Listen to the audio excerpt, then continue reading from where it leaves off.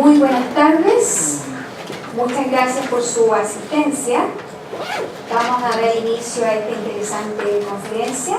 Entonces voy a partir, les habla Amelia Muñoz, soy bibliotecóloga y trabajo en la Biblioteca Humanidades de Bibliotecas UC y me corresponde presentar a la experta Elena González Blanco García. Estimada comunidad universitaria, señoras y señores, en el marco del proyecto Redes de Intelectuales Activistas Indígenas, a cargo de los investigadores Joanna Crown de Bristol, que nos acompaña, y Alison Ramay, de la Pontificia Universidad Católica de Chile, se invita a Elena González Blanco García, quien es doctora en Filología Hispánica y licenciada en Filología Hispánica y Filología Clásica por la Universidad Complutense de Madrid, institución que le otorga el primer Premio Nacional de Fin de Carrera en ambas licenciaturas, además del Premio Extraordinario de Doctorado. Elena realizó también un máster en Bibliotecas y Servicios de Información Digital en la Universidad Carlos III de Madrid. Su trayectoria académica ha transcurrido en diversas universidades y centros de investigación españoles, tales como el Consejo Superior de Investigación Científicas, cuya sigla es CSIC, y en la Universidad de Alcalá de Henares, así también en instituciones extranjeras de prestigio, Harvard University, King College, Queen Mary London, la UNAM, que es la Universidad Nacional de Educación a Distancia, y en la Universidad de Bonn. Destaca su experiencia internacional y su dominio de idiomas, inglés, francés, alemán e italiano, con los 4 títulos superiores de la Escuela Oficial de Idiomas, complementados con diversas estancias y cursos en el extranjero, en su mayoría financiados con becas. Sus líneas de investigación están enfocadas en literatura de la Edad Media, especialmente en su relación con la literatura latina clásica y medieval, desde una perspectiva comparada con la literatura romance y en humanidades digitales. Ha publicado 4 libros y 45 artículos y ha dado conferencias en numerosos congresos nacionales e internacionales. Actualmente dirige 3 proyectos de investigación con financiación nacional, además del recién concebido proyecto europeo European Research Council Starting Grant sobre poesía y web semántica. Elena es además una investigadora de reconocido prestigio en humanidades digitales en España, directora y fundadora del primer laboratorio de innovación en humanidades digitales, en español la sigla LENT. Es además presidenta de la Asociación de Humanidades Digitales Hispánica y también a nivel internacional, pues es miembro del Comité Ejecutivo de la European Association for Digital Humanities, del CenterNet International Executive Committee for the Age, del Scientific Advisory Board de la ERIC Europea Clarín EU, del Comité Directivo de Global Outlook Digital Humanities, del ADHO Awards Committee, del Conference Coordinating Committee de ADHO y del repositorio de TAPAS Advisory Board. Además del LIN, dirige 2 títulos propios de la UNED, de experto profesional en humanidades digitales y en edición digital académica de 30 créditos, y la Escuela de Verano del Summer School en Madrid, que incluyen una amplia participación internacional de estudiantes hispanohablantes y ha sido la organizadora del segundo Congreso Internacional de Humanidades Digitales Hispánicas, celebrado el pasado mes de octubre en la UNED, en el cual participaron más de 100 exponentes de diversas nacionalidades. Con ustedes, Elena González Blanco García. Bien, pues muchísimas gracias. Es un placer verdaderamente estar aquí hoy. porque ha sido mi primer contacto con Chile y con todos ustedes, y la verdad es que bueno, pues estoy encantada de haber venido, de conocer todo lo que están haciendo acá, de conocer la universidad de cerca y muy agradecida por la invitación. Así que espero que este primer encuentro pues sirva para constituir una vía de inicio hacia las humanidades digitales y una colaboración entre todo lo que estamos haciendo tan lejos de aquí, pero hablando el mismo idioma. Así que bueno, pues esto simplemente yo creo que va a ser el principio de una gran amistad, y quedo a partir de aquí a su disposición para que entremos en contacto de una forma más directa después de esta charla. Bien, en primer lugar, no voy a comenzar preguntando o diciendo qué son las humanidades digitales, sino voy a hacer una serie de preguntas para que ustedes puedan reflexionar sobre qué son o qué no son las humanidades digitales. Y ahí van un poco estas preguntas al aire. ¿Es una página web de Hacer Humanidades Digitales? ¿Es un blog, Hacer Humanidades Digitales? ¿Estar en las redes sociales? ¿Son humanidades digitales? ¿Las formas digitales de difusión de la cultura son humanidades digitales? ¿Se plantearon en algún momento hasta dónde o desde dónde se expande el contexto de las humanidades digitales? Bien, no voy a dar una respuesta porque entonces nos tiraríamos muchas horas debatiendo sobre esto, que ya hay mucha gente que lleva debatiéndolo largo tiempo. Humanidades digitales ahora mismo es una etiqueta como tantas otras, que además, bueno, pues quizás en este momento está especialmente de moda en los distintos ámbitos, pero que tiene otras equivalencias, otros contactos, otras relaciones con otras etiquetas que también están de moda o se han aplicado a otros campos distintos y tienen cierta relación. Si alguien tiene curiosidad por saber qué son las humanidades digitales, le recomiendo, en un sentido un poco jocoso, visitar esta página, que lo que ha hecho ha sido, con un algoritmo informático, recopilar 1000 definiciones de humanidades digitales, y cada vez que uno entra en la página sale una definición nueva.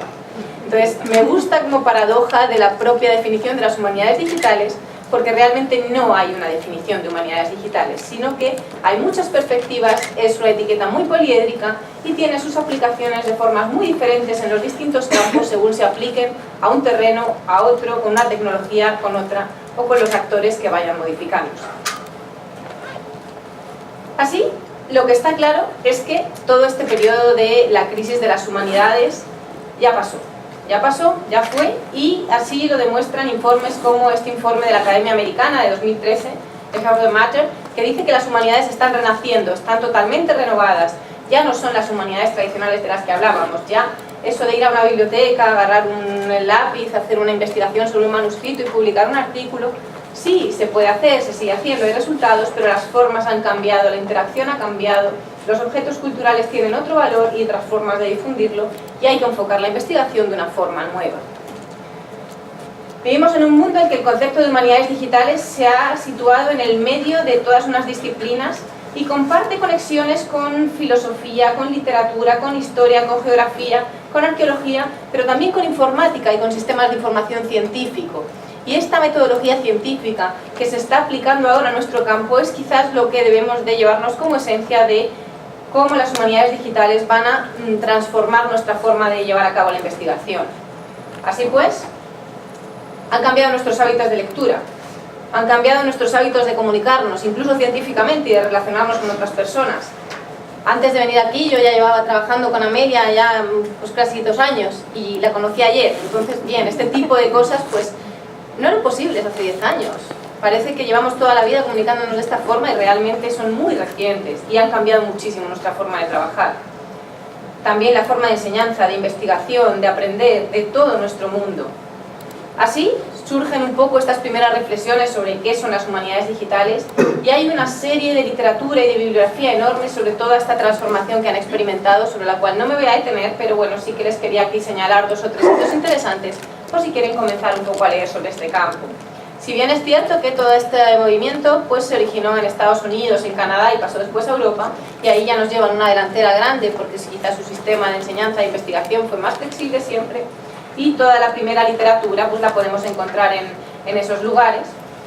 Pero bueno, pues cada vez más todo este fenómeno se va extendiendo hacia todas partes, y realmente bueno, pues en el mundo hispánico podemos decir por ejemplo que en España a partir de 2011 es cuando se empezó a sentir con mucha más fuerza esta etiqueta, y en los últimos 5 años ha sido cuando realmente todo ha explotado. Pero explota en España, en Argentina, en México, en Colombia, y parece, y por primera vez realmente la comunidad internacional se está dando cuenta de todo el potencial que tiene este ámbito hispánico en las humanidades digitales, porque además, por una parte tenemos toda la lengua como herramienta de comunicación en un territorio muy grande, pero además una tradición y una herencia cultural riquísima y variadísima que no se conoce apenas fuera de nuestro propio terreno. Entonces ahí el mundo digital es una herramienta de visibilidad, de puesta en escena y de enseñar al mundo realmente qué es todo lo que estamos haciendo. Bien, volviendo a la definición de las humanidades digitales, honestamente, como dice Rafael Alvarado, no hay una definición de humanidades digitales, pero sí hay distintas formas de ubicar su genealogía, sus metodologías o sus herramientas de trabajo. Así pues, podemos considerar que las humanidades digitales son una nueva heurística, unas nuevas formas de trabajo para analizar los viejos materiales. No quiere decir que nos estemos traspasando a otro campo. Si yo soy filóloga o soy literata o soy historiadora, mi objeto de estudio va a seguir siendo la historia, la geografía o la literatura, pero mis formas de trabajo, mi interpretación de los textos, mi tecnología, mis herramientas van a ser diferentes. Además, las preguntas de investigación también van a ser distintas, porque, por ejemplo, se habla del concepto de distant reading. Una persona investigando por sí sola puede leer una obra, puede leer 5 libros, puede hacer un estudio comparado en 5 libros, pero una máquina puede analizar miles de textos a la vez y extraer patrones, y eso es a lo que se ha llamado esta lectura distante de análisis y comparación de datos, como alejándose del propio texto y adquiriendo una perspectiva como si uno viajase en avión y viera todo el panorama en un nivel más general. Los resultados de la investigación, por lo tanto, son distintos, nos permite sacar unas conclusiones y un análisis, unas estadísticas que muchas veces están más cerca de los análisis de las ciencias sociales que de la propia investigación humanística tradicional, que era mucho más individual, más fina y más cuidada en ese sentido. Además, hay nuevas formas de representación del conocimiento y de conceptualización de la disciplina. La imagen visual, los gráficos, los mapas, este tipo de formas de representación de contenidos que podían ser anteriormente textuales, son ahora lo que se utiliza para realizar análisis y para incluso interpretar los resultados científicos. La Comisión Europea, por ejemplo, ha sido muy consciente de todo este tipo de cambios y así, en un discurso de hace un par de años del decano de Industrias Digitales Creativas, dijo una serie de frases que me parecen bastante llamativas para sintetizar qué ha supuesto este proceso de digitalización de la cultura que a nosotros nos afecta. Habla de innovación abierta, potencial en otras disciplinas, es decir, interdisciplinaridad, creatividad, tecnología, énfasis en la ciencia de los datos, Big Data, esto que está ahora tan de moda, también se aplica a nuestro campo, y las estructuras de laboratorios vivientes, los laboratorios abiertos, la experimentación, la creatividad e incluso el diseño forman parte del día a día de nuestra investigación. Por lo tanto, los nuevos proyectos son digitales. ¿Por qué? Bien, porque usamos tecnologías que están adaptadas a nuestro campo de investigación.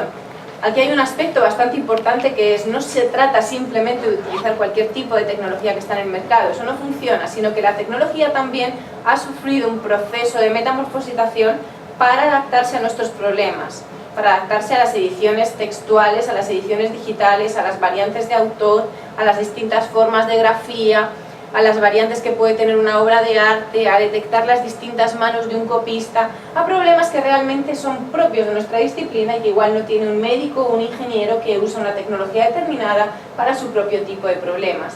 La tecnología ha evolucionado también en este sector, estamos llegando a un punto intermedio en que las humanidades y la tecnología se comunican, la tecnología también evoluciona. Entonces, por ejemplo, estamos utilizando bases de datos adaptadas a nuestro tipo de contenido, que ahí también las bibliotecas han dicho mucho en esta época sobre metadatos y estándares.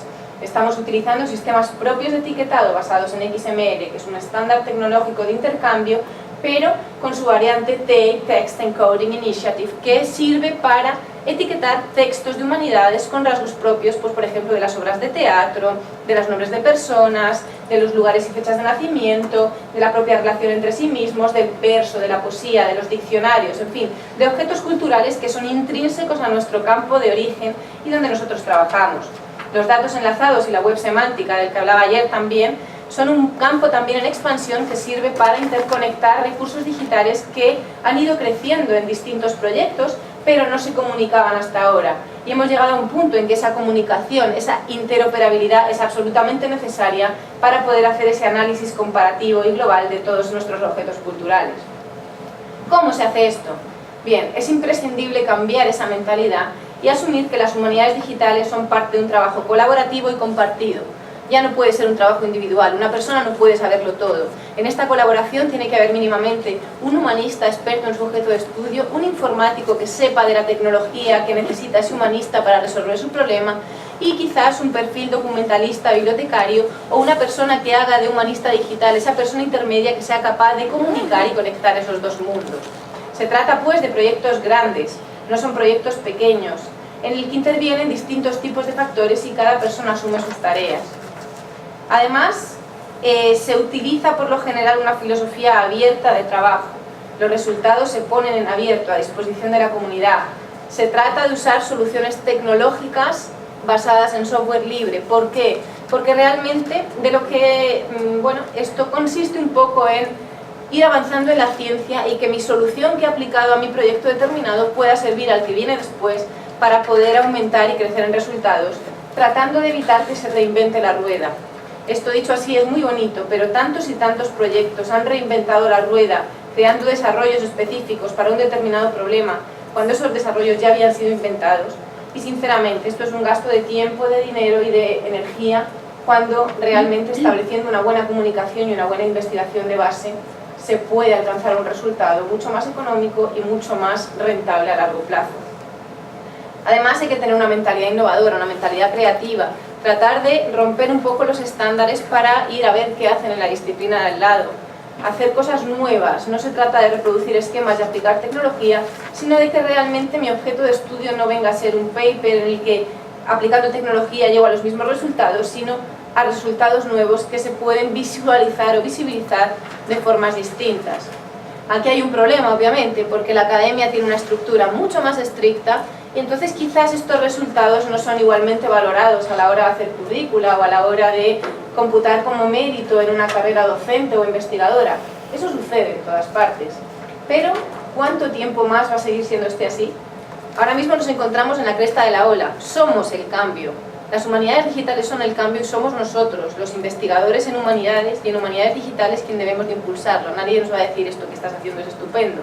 El tiempo demostrará que este es el camino que todo el mundo debe seguir y que ya no serán humanidades digitales, sino que lo digital pasará a formar parte de las propias humanidades y de la propia investigación rutinaria, al igual que hoy día usamos el ordenador y usamos el Word y usamos Internet para investigar o para trabajar, para todo. Esto es un proceso paulatino de incorporación en nuestras vidas, entonces cuanto antes lo utilicemos, mejor y más rápido será esa incorporación. Y por último, el para quién, abierto, difusión. Pongamos nuestro conocimiento a disposición de todos, publiquemos en abierto con una licencia Creative Commons, hagamos un poco todo este tipo de comunidad digital para que esto tenga cuanto más impacto mejor.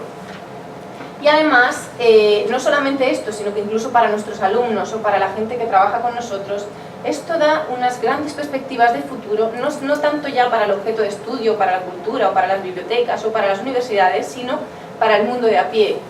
Las humanidades antes no tenían más salida que la propia salida académica, docente o investigadora. El incorporar estas formas de metodología digitales al día a día abre unas puertas enormes en distintos campos para que también la salida laboral de los alumnos formados en humanidades puedan alcanzar otros campos, como puede ser incluso el de diseño de páginas web, creación de bases de datos, curación de contenidos, en fin. Las humanidades son ahora, una vez más, una puerta al mercado, en el que la riqueza cultural que da esta formación es un valor añadido a esta formación tecnológica. Pero vayamos un poco a revisar de dónde viene esto y por qué hemos llegado hasta aquí y cómo ha ido siendo este proceso de transformación en las humanidades digitales. Aquí tienen un diagrama bastante sencillito sobre la evolución de la web que comienza pues en los años 80 con la creación del ordenador, pasando por los 90 y los 2000 con la web 1.0, es decir, la web en la que la pantalla del ordenador servía simplemente para subir unos contenidos que todos los mirásemos, la web 2.0 que permitió a los usuarios interactuar unos con otros, y la web 3.0 en la que nos hallamos hoy en día, en la que lo que se fomenta es la unión y la comunicación de distintos datos de forma más automática. Es decir, estamos en un momento tecnológico en que la inteligencia artificial, el aprendizaje de las máquinas inteligentes y la conexión de todos los recursos es lo que hoy día se está poniendo de moda en el mundo de la informática. Bien, pues aprovechemos todo esto. Pero no quiero olvidar que esto comenzó hace ya mucho tiempo. En el año 1949 este señor, el padre Busa, hizo las primeras concordancias de Santo Tomás de Aquino. Esto fue evidentemente hace mucho tiempo y mucho ha llovido desde entonces para haber llegado al punto donde estamos nosotros. Sin embargo, la concepción de las humanidades digitales como etiqueta, como mentalidad, como sensación de trabajo, o sea, es decir, en todos estos años hubo proyectos digitales, por supuesto que los hubo, pero nadie pensaba en ellos como una nueva forma de interpretar la cultura o como una línea de investigación o una metodología. Hasta el año 2010, en que este manifiesto de las humanidades digitales en París, en un DATCAM, puso un poco las bases de lo que esta nueva disciplina podría venir siendo. Así se habla de dejar lo impreso como medio exclusivo de conocimiento producido para pasar a las configuraciones multimedia en todos los ámbitos, de publicación, de análisis, de visualización, de todo. Las herramientas técnicas y digitales para diseminar y producir el conocimiento en ciencias sociales y humanidades y el ámbito del open source, de los open resources como forma de difusión. Esto evidentemente supone un cambio de mentalidad muy grande para el investigador tradicional en humanidades. Y esto quizás es la idea más importante con la que nos debemos quedar. ¿Cómo se materializa esto en el día a día, en la vida real de los investigadores, de los grupos de la investigación y de las instituciones? Bien, esto es un poco una síntesis de lo que podría ir siendo de lo más pequeño hacia lo más grande. La vida real del investigador, bueno, pues se materializa en su pequeño grupo de trabajo, sus proyectos, qué es lo que hace, los primeros resultados en este sentido. Pues hay distintos tipos de proyectos de humanidades digitales. He traído unos pequeños ejemplos, pero bueno, como pueden imaginarse, la gama es enorme y además todo esto se podría aplicar casi a cualquier tipo de proyecto. Este, por ejemplo, es un proyecto muy bonito que lo que hace es una edición digital de un texto que está ya fotografiado con la imagen y no solamente pone en pantalla la imagen de la obra con el texto, sino que además, en función de los botones que se vayan pulsando, puede permitir visualizar el texto transcrito de una forma o de otra, modernizado, con las grafías extrañas o no, y además permite una alineación imagen-texto. Si uno pasa el cursor por la imagen, puede ver en la transcripción por dónde va. Esto es muy útil, por ejemplo, con manuscritos antiguos. En mi caso, por ejemplo, en los manuscritos medievales, cuando las grafías son difíciles, con finalidades docentes. Así el alumno puede saber por dónde se va leyendo en el manuscrito si la letra es difícil de entender. O incluso permite hacer búsquedas sobre el propio texto manuscrito en función de lo que aparece en el propio texto. Es decir, las posibilidades que ofrece el plantear una edición en este formato digital ya no solamente es que el acceso a ese material esté a disposición de todos, sino que el trabajo, la interacción del propio lector con el material es lo que realmente supone un cambio en el objeto de estudio. El lector decide lo que quiere ver. Ya no es meramente un receptor, sino que interactúa con la propia herramienta. Entonces, ese papel del lector como agente dentro del propio conocimiento para elegir cuál es la versión de lo que quiere ver sobre el texto es realmente el cambio en el objeto de estudio de las humanidades digitales. En el ámbito de las bibliotecas y en el ámbito también de las artes tenemos, por ejemplo, el proyecto Europeana como gran proyecto de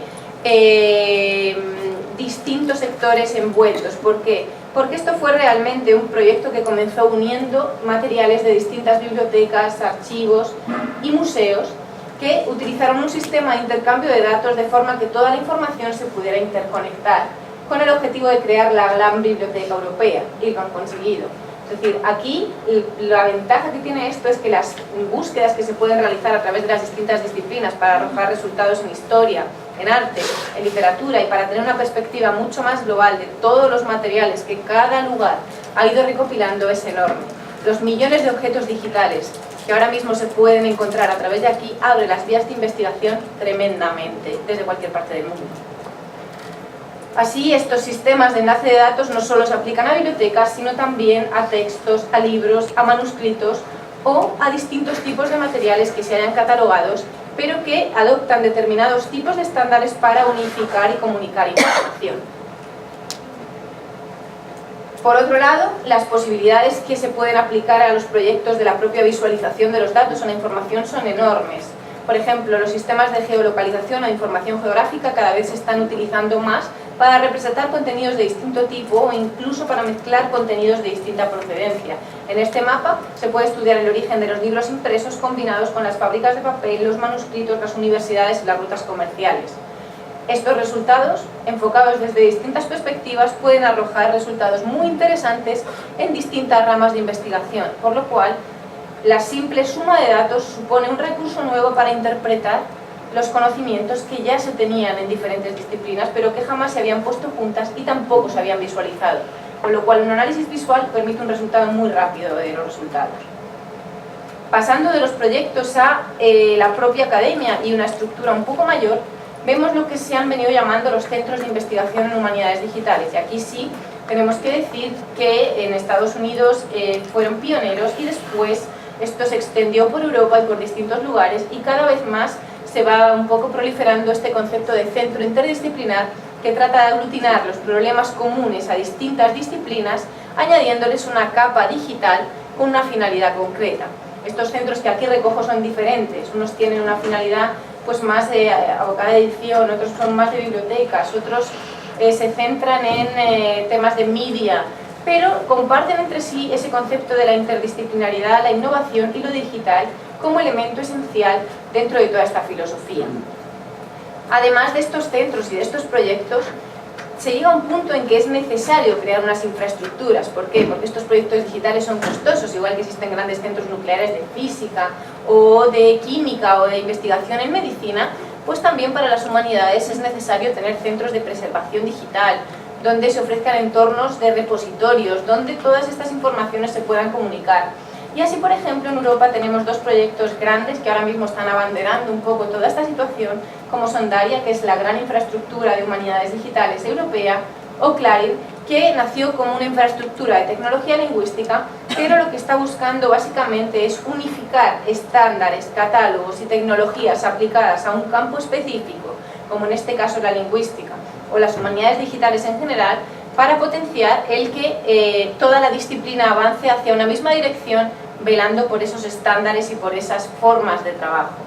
Y realmente se están consiguiendo muchísimas cosas en este sentido. Si llegamos un poco a una capa superior de casi la configuración política de todo este territorio, de toda esta forma de ver las humanidades en general, llegamos al ámbito de las asociaciones. Existen asociaciones internacionales desde hace ya bastante tiempo, así comenzó en Estados Unidos la Association for Computing and Humanities, en Estados Unidos y Canadá, que después pasó a separarse lingüísticamente, la Asociación Europea de Humanidades Digitales, que comenzó siendo la Asociación de Lingüística Computacional, porque cuando se fundó no existía esta etiqueta de humanidades digitales, y tampoco quiere decir que hayan cambiado tanto, sino que ha cambiado la forma de nombrarse el campo. También la Sociedad Canadiense de Humanidades Digitales, que ahora también se ha un poco vinculado con la Asociación Francófona, la Asociación Japonesa y la Asociación Australiana. Con esto, todas estas se configuran debajo del paraguas de la Alianza Global de las Humanidades Digitales, que además tiene sus grupos de interés sobre Global Outlook, Digital Humanities, sobre TEI, etiquetado de textos, en fin. Es una estructura bastante compleja en la que se mezclan rasgos lingüísticos, rasgos políticos y nacionales en los distintos ámbitos, y también pues, especializaciones por disciplinas. Con esto, y aquí hago una reflexión y lanzo un poco el guante al aire, no hay una asociación hispana o latinoamericana de humanidades digitales, todavía.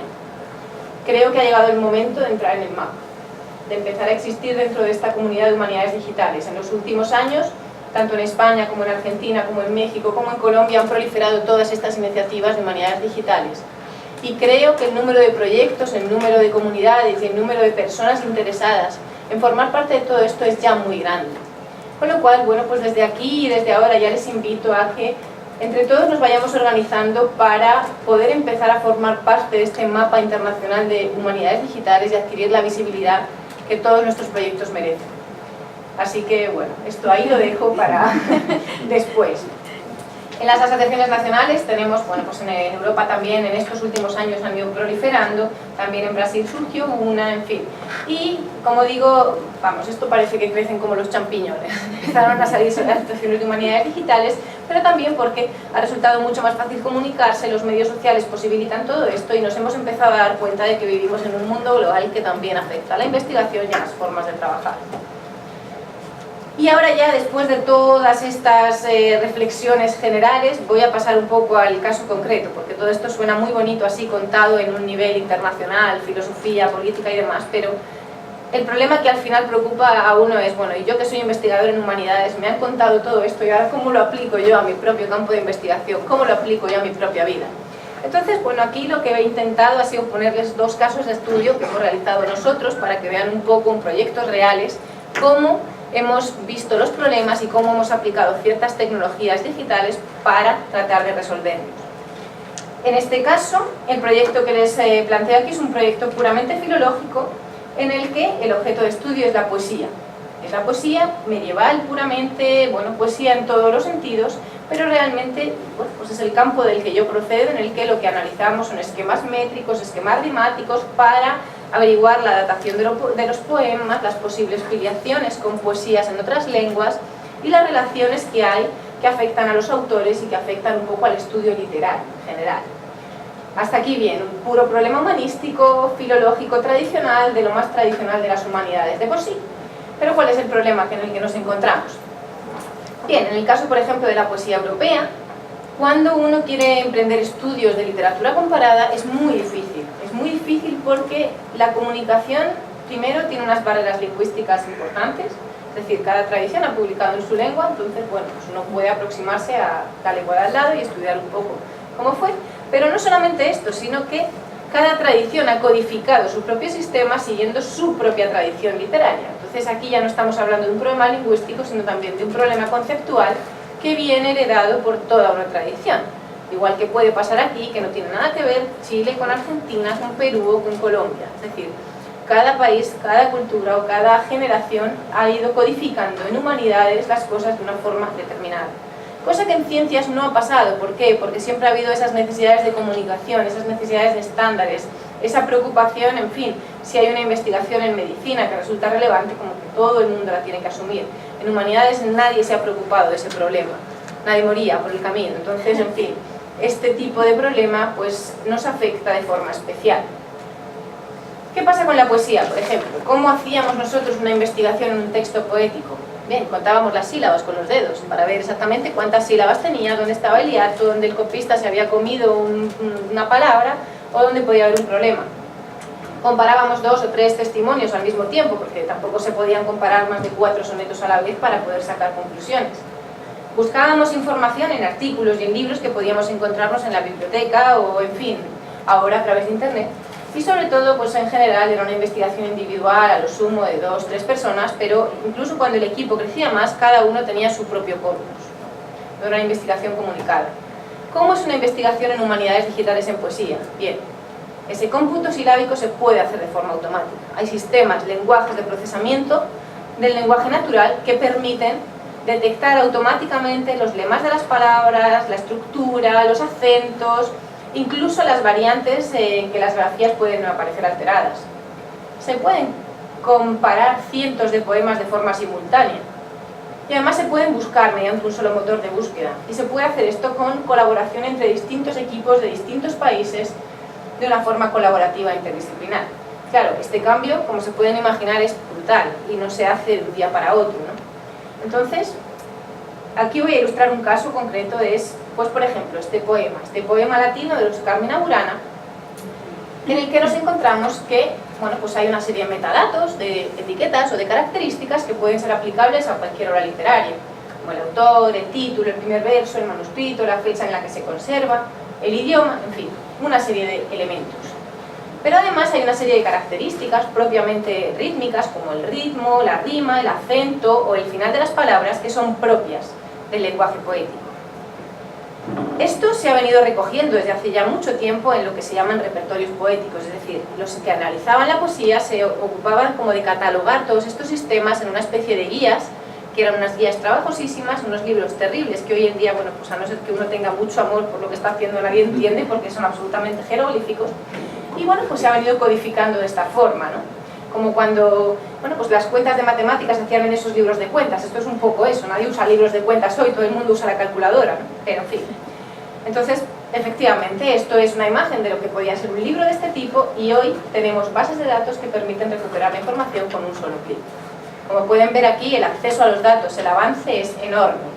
Y así han surgido repertorios digitales en Hungría, en Italia, en Inglaterra, en Galicia, en fin, yo pongo ejemplos europeos porque es la parte con la que trabajo y conozco, pero como pueden ver, pues se han proliferado el tipo de recursos digitales para el estudio de un campo como puede ser la estructura de los poemas. Porque no es más, o sea, aquí me estoy centrando en un campo muy, muy concreto que es cómo funciona la rima y la estructura silábica de estos textos. Bien, hemos pasado de los libros en papel a los repertorios en ordenador, que después pasaron a ser bases de datos y se convirtieron en consultables a través de Internet. Aquí un poco voy siguiendo esta línea que les ponía al principio. Después se codificaron, después pasaron a ser interactivos, comunicarse, en fin. En los últimos años, de pronto, como toda esa cantidad de posibilidades ha aumentado notablemente. Pero el problema es que nos encontramos en un mundo en el que la disparidad tecnológica también es muy grande. ¿Por qué? Porque conviven estos repertorios que están en formato de libro con esas bases de datos iniciales que tienen una estructura bastante poco flexible, con estos últimos recursos que ya nacieron para presentar en la web. Entonces, esto también es un problema. ¿Por qué? Porque, bueno, ayer me decían, no, acá todavía pues no tenemos nada. Y dije, bueno, es una gran ventaja. ¿Por qué? Porque cuando no hay nada, las cosas se pueden empezar a hacer desde cero, siguiendo ya unos estándares pensados para la web, pensados para cierto tipo de cosas que ya están inventados. El problema es cuando nos encontramos con materiales que ya tienen 50.000 registros codificados en una base de datos antigua, eso no sirve para nada, pero no podemos perder esa información. Entonces, a veces es más trabajoso transformarla, convertirla y adaptarla a esos estándares actuales que empezar un proyecto nuevo en el que realmente uno comienza a trabajar bien desde el principio. Es como si uno tiene un palacio viejo y quiere dejar la fachada, pero tiene que tirarlo entero por dentro sin que se caiga la fachada. No sé si me explico, pero nos encontramos con el mismo problema también dentro de las humanidades. Entonces, no solamente ya la parte tecnológica, sino que para complicar más el asunto, nos encontramos que dentro de la poesía tenemos que un mismo poema, dependiendo de la tradición, se puede llamar de 4 formas distintas.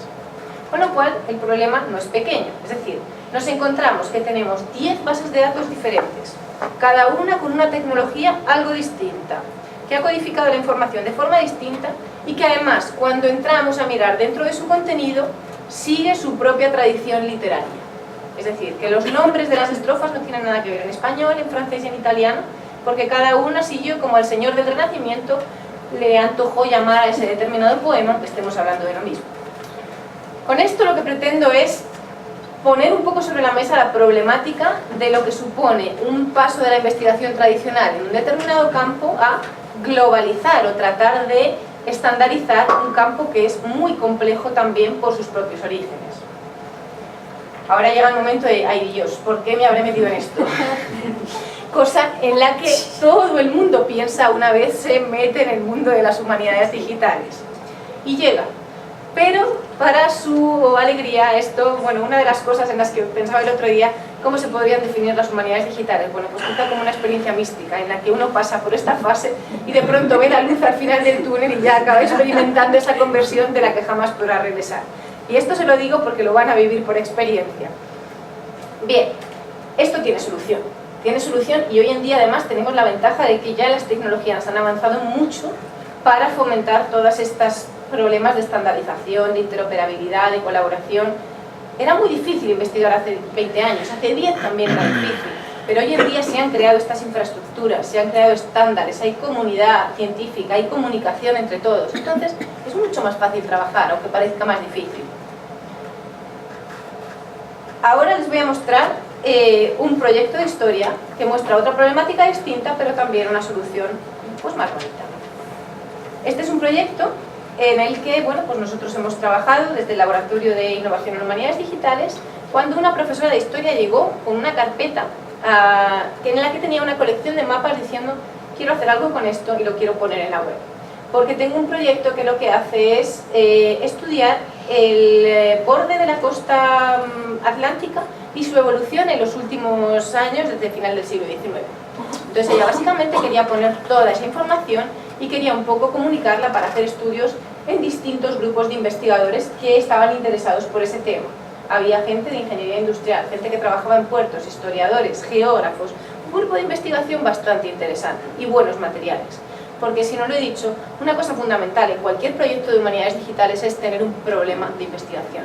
Y ese problema de investigación no lo van a resolver los informáticos, ese lo resolvemos nosotros. El problema de humanidades lo tenemos nosotros.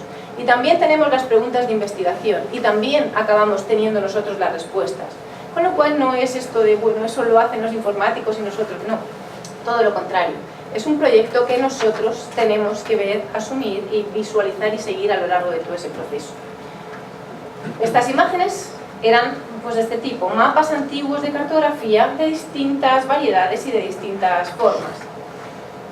¿Qué hicimos nosotros? Bien, pues los metimos en un sistema de metadatos en que cada uno de los mapas se iba etiquetando en función de su contenido, de su procedencia, siguiendo unos estándares de codificación bibliotecológica de Dublin Core. Y se ponían en una base de datos usando un software libre, pero bastante utilizado, que es Omeka, y que además permitía etiquetar al usuario de forma libre cada uno de los contenidos que él veía, que el investigador veía en el mapa. Es decir, se le sugería un vocabulario para etiquetar esas imágenes, pero además se le decía, bueno, si quieres añadir algo más, lo puedes poner aquí. Y permitía además incluir la imagen y hacer las fechas, todo esto de forma navegable. Esto permitía además que la recuperación de la información de esas etiquetas que ponía el usuario para la persona que iba después a consultar la base de datos se pudiera también utilizar. Es decir, que si esta palabra puerto, que aparece como una nube de palabras, aparecía más veces, pues eso quería decir que era un término que muchas imágenes contenían. Entonces eso también da un poco a la idea de una simple visualización de cuál es el contenido del proyecto a nivel de qué es lo que se está etiquetando. Y además, pues permitimos hacer una visualización en el mapa porque era un proyecto que evidentemente tenía mucho interés en la costa y en ver dónde se concentraban esas imágenes, qué tipo de cosas reflejaban, y hacíamos una visualización navegable. Así pues, una simple colección de imágenes de mapas se transformó en todo esto. Todo esto que tiene una cantidad de recursos, de posibilidades y sobre todo, como si dijéramos, de infraestructura de investigación para todo un conjunto de grupos de humanidades en los distintos ámbitos, enorme. ¿Y cómo hacemos todo esto? ¿Y por qué? ¿Y qué es lo que nosotros estamos haciendo aquí? Porque claro, uno de los problemas que todo el mundo pues, plantea, ¿no? Es decir, bueno, esto es muy bonito, pero ¿y cómo lo hago yo solo? Yo solo no lo puedo hacer.